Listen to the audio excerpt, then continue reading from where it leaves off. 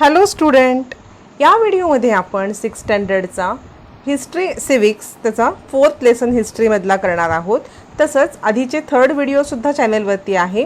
Playlist check करा history सिविक्सची 6th स्टँडर्डची, त्याच्यामुळे तुम्हाला आत्तापर्यंत झालेले सगळे व्हिडिओ पाहता येतील. तसंच अजूनही चॅनलला सबस्क्राईब नसेल केलं तर सबस्क्राईब करा आणि बेल आयकॉन दाबा, म्हणजे नवीन जेव्हा व्हिडिओ टाकेन तेव्हा तुम्हाला त्याचे नोटिफिकेशन येतील. तसंच तुम्हाला कोणत्या स्पेसिफिक सब्जेक्टचा स्पेसिफिक लेसनचा व्हिडिओ एखादा लेसन समजला नसेल आणि त्याच्यावरती व्हिडिओ हवा असेल तसंसुद्धा मला कमेंटमध्ये कळवा.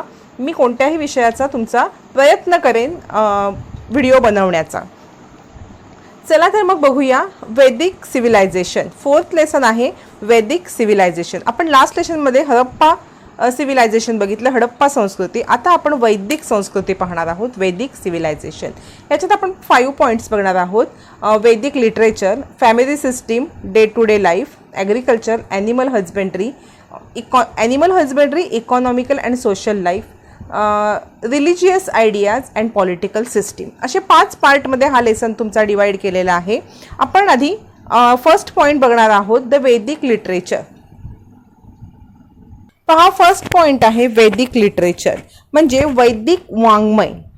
म्हणजे आपल्या पुरातन ह्याच्यामध्ये जे वाङ्मय लिहून ठेवलेलं साहित्य त्याला म्हणता येणार, वाङ्मयच म्हणता येईल. त्याच्यामध्ये सर्वाधिक प्राचीन साहित्य आहे हे. वेद हे आपले सर्वाधिक प्राचीन साहित्य आहे. The civilization that is based on Vedic literature known as Vedic civilization. म्हणजे वेद या वाङ्मयावरती, या लिटरेचरवरती जी आधारित संस्कृती आहे त्याला वैदिक संस्कृती म्हटलेलं आहे. बघा, वेद हे आपले सर्वाधिक प्राचीन साहित्य आहे. वेदांची निर्मिती कुणी केली तर ऋषीमुनींनी केलेली आहे आणि त्यातली काही सूत्रे ही स्त्रियांना सुद्धा हे केलेली आहेत. बघा, the Veda were composed by many सॅक्स or rishis. Some Vedic hymns were composed by woman. म्हणजे काही जे वेद आहेत ते स्त्रियांकडून सुद्धा लिहिलेले गेलेले आहेत. पहा, म्हणजे इथे आपल्याला वेद आहेत जे आपण स्तोत्र वगैरे हे म्हणतो, हे वाङ्मय जे पुरातन ह्याच्यापासून आपल्याकडे चालत आलेलं आहे, तीच आहे वैदिक लिटरेचर म्हणजे वैदिक संस्कृती मराठीमध्ये म्हणता येईल त्याला. पहा, वैदिक लिटरेचर इज इन संस्कृत. संस्कृतमध्ये लिहिलेले ते वेद आहेत, श्लोक्स आहेत. Vedic literature is very rich and diverse. The Rigveda is considered to be first text. म्हणजे या ह्याच्यामध्ये ऋग्वेद हा सगळ्यात महत्त्वाचा मूळ ग्रंथ मानला जातो. The Rigveda is considered to be first text. It is in the form of verses. म्हणजे हा काव्य स्वरूपामध्ये आहे. देअर आर 4 वेद, ऋग्वेद, यजुर्वेद, सामवेद आणि अथर्ववेद. आपण सगळ्याची डिटेलमध्ये माहिती घेणार आहोत. ऋग्वेद म्हणजे काय, त्याच्यामध्ये कसलं वाङ्मय आहे, किंवा यजुर्वेद, सामवेद आणि अथर्ववेद हे याच्यामध्ये काय काय आहे हे पुढे आपल्याला डिटेलमध्ये आहे. द वैदिक text R known as Samhita. Veda means to know the term Veda derives from Ved. It means knowledge, and the Vedas have been preserved through the oral tradition. The Vedas are also called Shruti. वेदांना श्रुती सुद्धा म्हटलेलं आहे. बघा, हा आपण काय बघितलं की ऋग्वेद हा सगळ्यात मूळ ग्रंथ आहे, तो काव्य स्वरूपात आहे. तसंच ऋग्वेदासह यजुर्वेद, सामवेद, अर्थवेद असे एकूण 4 वेद आहेत आणि ह्या 4 वेदांच्या ग्रंथांना संहिता असे म्हणतात. हे 4 वेदांचे जे ग्रंथ आहेत त्यांना वैदिक टेक्स्ट आर नोन ॲज संहिता म्हणतात. वेद मीन्स टू नो म्हणजे वेद म्हणजे ज्ञान. बघा, वेद म्हणजे ज्ञान आणि त्याचे ओरली ते बोलायचं म्हणजे पठण करायचं, वेदांचे जतन करायचे. श्रुती असेही म्हणतात, वेदांना श्रुती असेही म्हणतात.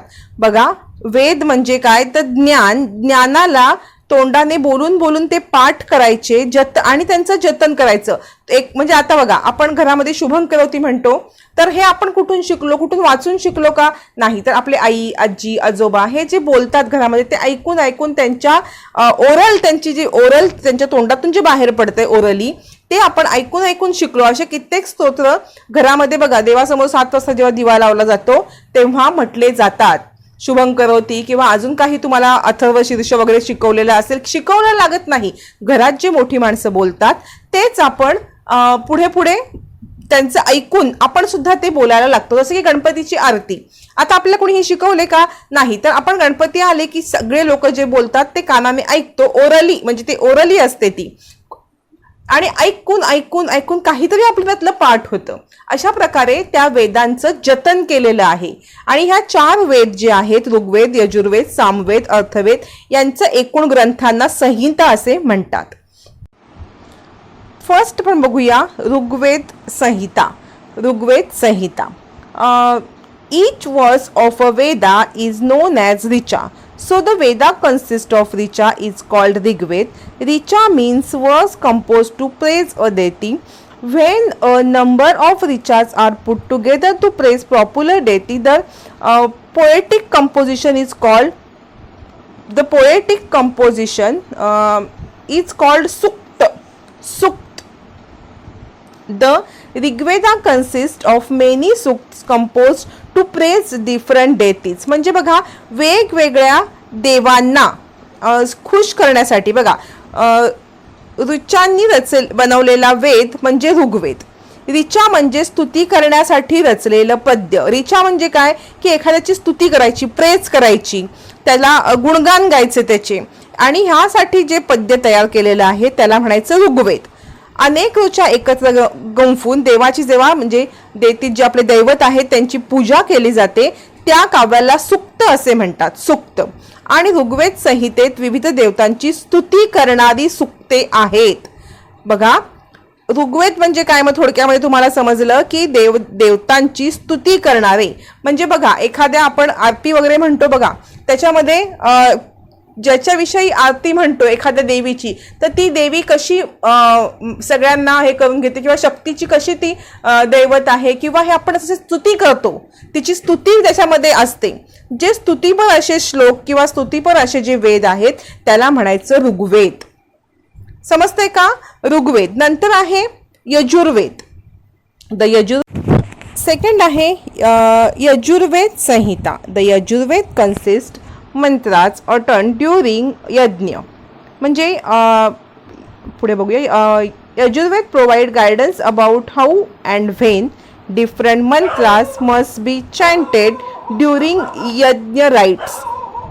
The text include the verse of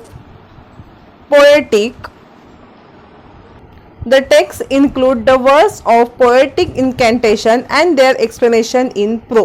म्हणजे बघा यजुर्वेद मध्ये तुम्हाला काय सांगितलेलं आहे तर यज्ञ जेव्हा करतात एखाद्या गोष्टीसाठी तेव्हा त्याच्यामध्ये कोणत्या मंत्रांचे पठण कधी करायचे, नुसते कोणते मंत्र नाही तर कोणत्या यज्ञासाठी कोणता मंत्र म्हणावा याचं स्पष्टीकरण यजुर्वेद संहितेमध्ये दिलेलं आहे. ऋग्वेद बघितलं आपण स्तुती करण्यासाठी, आपल्या देवी देवतांची स्तुती करण्यासाठी जे सुक्त तयार करण्यात आले त्याला यजुर्वेद असं म्हटलं जातं. बरोबर, यजुर्वेद संहिता.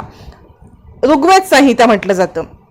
आणि यजुर्वेद संहिता म्हणजे काय, स्तुती करण्यासाठी ऋग्वेद, आणि यजुर्वेद म्हणजे यज्ञामध्ये कोणते मंत्र कोणत्या यज्ञाच्या वेळेला म्हणावे यासाठी जे सांगितलं जातं, ज्या हे मंत्राचे पठण कोणते कधी करावे ते यजुर्वेद संहितेमध्ये सांगितलेलं आहे. पुढे आहे सामवेद. बघा लक्षात ठेवा, ऋग्वेद म्हणजे स्तुती देवतांची थोडक्यात मी सांगते, आणि यजुर्वेद म्हणजे यज्ञामध्ये मोठे मोठे जेव्हा साधू संत यज्ञ करतात बघा, यज्ञ पूर्वीच्या काळी कशासाठीही म्हणजे पाऊस पडावा म्हणून सुद्धा यज्ञ करायचे, किंवा एखाद्या राजाची तब्येत बरी नाहीये त्याला बरं व्हावं म्हणून सुद्धा मंत्र करायचे. मग प्रत्येक वेळेला मंत्र हे वेगवेगळे असतात. छोट्या बालकासाठी सुद्धा मंत्र केले जायचे, यज्ञ केले जायचे. मग ह्या प्रत्येक यज्ञाचं कारण वेगळं असतं, तसंच प्रत्येक यज्ञाचे मंत्र सुद्धा वेगळे असतात. ते कोण सांगतं? आपल्या यजुर्वेद संहितेमध्ये हे सगळे मंत्र आपल्याला, त्याला जे मंत्र आहेत त्याला सगळे यजुर्वेद संहितेमध्ये केलेलं आहे. ऋग्वेदमध्ये आपण बघितलं स्तुतीचे. आता सामवेद बघणार आहोत. बघा थोडासा लेंदी वाटेल तुम्हाला, पण कन्सेप्ट क्लिअर होण्यासाठी मी डिटेलमध्ये सांगण्याचा तुम्हाला प्रयत्न करते, त्यामुळे थोडा व्हिडिओ मोठा होण्याची शक्यता आहे. बघा Samaveda Samhita. The Samaveda provide guidance on singing Rigvedic verse So to set a rhythm and tunes at a time, Yajna writes, the Samved has contribute in a major way in laying the foundation of Indian music. Samaveda काय करतं बघा, यज्ञाच्या वेळी ताला सुरामध्ये, म्हणजे आपण जे बघितलं की यज्ञ कुठे, यज्ञाचं आपण ऋग्वेद मध्ये बघितलेलं आहे बरोबर, पण त्या ऋग्वेदच्या वेळेला मंत्र जे असतात, आता बघा आपण अथर्व शीर्षाचं पठण वगैरे करतो तेव्हा असं नुसतं आपण धडा वाचतो असं वाचतो का, नाही, थोडंसं एक चाल असते त्याला, किंवा कोणतंही एखादं स्तोत्र म्हणताना त्याला एक विशिष्ट चाल लावलेली असते, अगदी कवितेसारखी चाल नसते पण एक ठराविक चाल असते. मग ह्या चालीचं किंवा हे कसं मंत्र गायन केलं जाईल, त्याचे गायन कसं करावं त्याचं मार्गदर्शन सामवेद संहितेमध्ये केलेलं आहे. आणि भारताच्या संगीताच्या निर्मितीमध्ये सामवेदचा खूप मोठा वाटा आहे. बघा 3 बघितलं आपण. सामवेदमध्ये काय केलं जातं तर एखाद्या कवितेसारखं त्याला चाल लावली जाते. थोडक्यात एक आपण जे ऋग्वेद बघितले त्या ऋग्वेदांना मंत्र यज्ञाच्या वेळी मंत्र म्हणण्यासाठी ऋग्वेद जे असतात त्याला चाल लावण्याचं, रिदम लावण्याचं काम सामवेद संहितेमध्ये केलेलं आहे. तसंच संगीताच्या निर्मितीमध्ये सामवेदचा मोठा वाटा आहे. लास्ट आहे Atharvaveda Samhita. The Atharvaveda is name after अथर्वदिशी. The Veda is different from the other 3 Vedas. It is more concerned with many things in day-to-day life of the people. It includes solution and advertising and diseases. It about provide information about medical herbs. The Atharva Veda provides guidance to a king about the way he should admire his kingdom. Atharvaveda ह्या 3 वेदांपेक्षा थोडीशी वेगळी म्हटलेलं आहे. ह्या ऋषींचं ह्याला अथर्व ऋषींचं ह्याला नाव दिलेलं आहे म्हणून अथर्ववेदा. अथर्ववेदामध्ये काय सांगितलेलं आहे की दैनंदिन जीवनामधल्या गोष्टींना अथर्ववेदामध्ये महत्त्व दिलेलं आहे. म्हणजे आयुष्यात येणाऱ्या संकटांवर, दुःखांवर करायचे उपाय त्याच्यात सांगितलेले आहेत. तसेच अनेक औषधी वनस्पतींची माहिती सुद्धा त्यात दिलेली आहे. किंवा राजाने राज्य कसे करावे, त्याच्या प्रजाजनांना कसे सांभाळावे हे अथर्ववेदामध्ये सांगितले. ह्या 3 वेदांपेक्षा थोडीशी अथर्ववेदा ही वेगळी आहे. रोजच्या जीवनातील उपयोगी गोष्टी त्यात सांगितलेल्या आहेत. दुखण्यावरचे इलाज, संकटांवरती मात, किंवा राजाने राज्य कसे करावे अशा पद्धतीचे याच्यामध्ये मार्गदर्शन केलेले आहे. पुढे बघा, the Brahmana text Aranyake and Upanishade. Aranyake and Upanishade were written after the composition of Sanhita. They are also included in Vedic literature. म्हणजे बघा संहितेच्या रचनेनंतर हे जे आपण 4 बघितले ना, कोणते कोणते बघितले 4 तर ऋग्वेद, यजुर्वेद, सामवेद आणि अर्थवेद.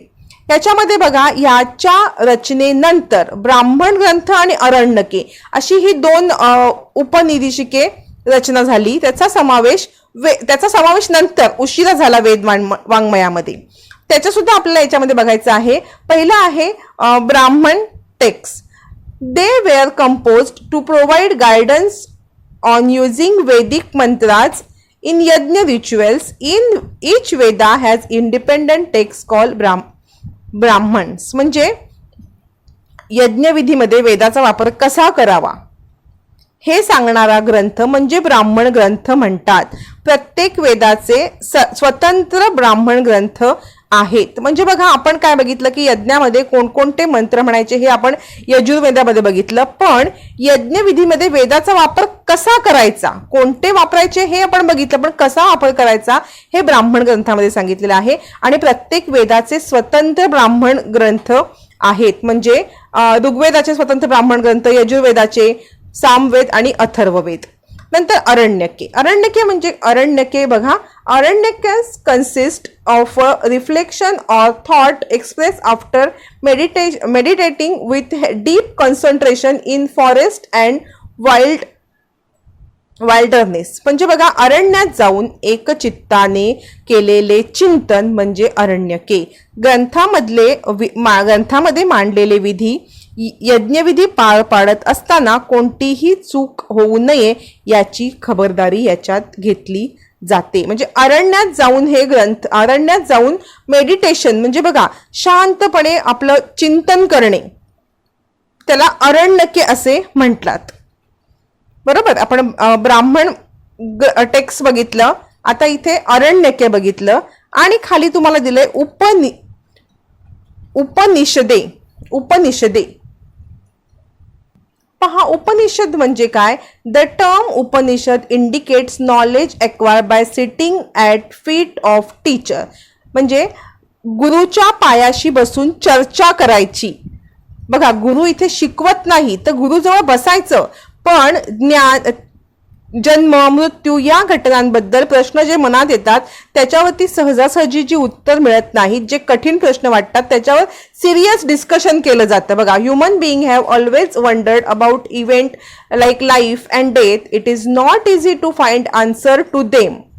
The Upanishad discuss the such serious and profound issue. म्हणजे अशा महत्वाच्या गहन विषयावरती गुरु शिकवणार नाही तर गुरुच्या पायाशी बसून चर्चा करून त्याच्यावरती आपण सोल्युशन किंवा त्याच्यातून आपण निष्कर्ष काढायचे, यालाच म्हणायचं उपनिषद. आता आपण काय काय बघितलं बघा. द 4 वेदाज, ब्राह्मण, अरण्यक, म्हणजे 4 ह्या आधीच्या वेदा, सामवेद, यजुर्वेद, ऋग्वेद आणि अथर्ववेद. तसंच आपण हे 2 पण बघितले बघा, ब्राह्मण टेक्स्ट आणि अरण्यके.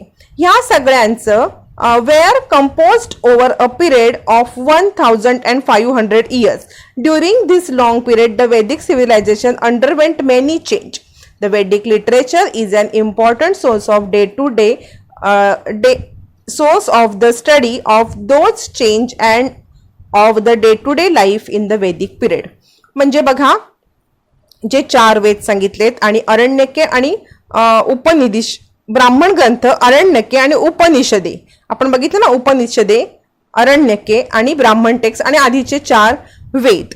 तर या सगळ्याच्या रचनेसाठी सुमारे 1500 वर्षाचा कालावधी लागलेला आहे आणि या कालावधीमध्ये वेदकालीन संस्कृतीमध्ये अनेक बदल होत गेले.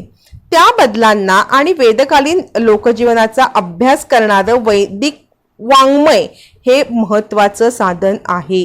म्हणजे जे वैदिक वाङ्मय आपण आता बघितले हे सगळ्यात महत्वाचं साधन आहे. 1500 वर्षाचा कालावधी ह्याला लागलेला आहे आणि जे बदल झाले हे समजण्यासाठी किंवा अनेक बदल झाले, मग त्यावेळेच्या वेदकालीन लोक कशी राहायची त्यांच्या लोकजीवनाचा अभ्यास करण्यासाठी हे वैदिक लिटरेचर हे खूप महत्त्वाचं आहे. या व्हिडिओमध्ये आपण इथे थांबूया. तुम्हाला व्हिडिओ कसा वाटला, हे 4 वेदांचा कन्सेप्ट क्लिअर झाला का, मला कमेंटमध्ये नक्की कळवा.